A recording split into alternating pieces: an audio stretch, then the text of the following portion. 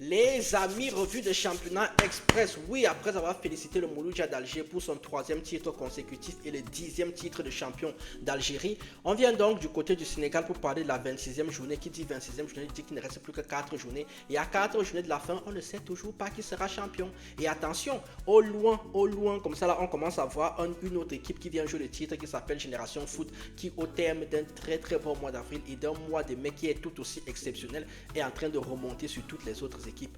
Allons donc voir ce qui s'est passé du côté du Sénégal pour cette très belle et magnifique 26e journée. C'est parti.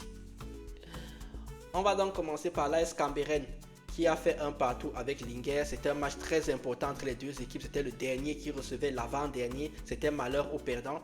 Les deux équipes ont préféré se partager le point, ce qui est totalement compréhensible.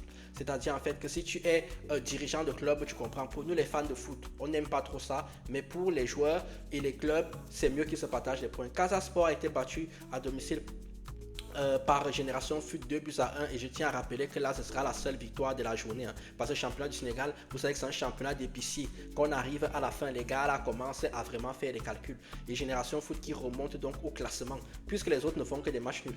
Un partout entre Guédiawaye et l'US Ouakam, 0-0 entre le champion en titre Jaraf qui recevait Sanakos. Jaraf franchement une saison à oublier, ils vont travailler pour l'année prochaine. Pikin a fait 0-0 également avec Dakar SC. Stade Mbour a fait un partout avec Walidan. On est vraiment au Sénégal. Twenge jouait face à Agel, c'était également un choc en haut du classement entre le premier et le deuxième. Les deux équipes aussi ont décidé de se partager les points. Un peu comme Linguère et l'AS Cambérène.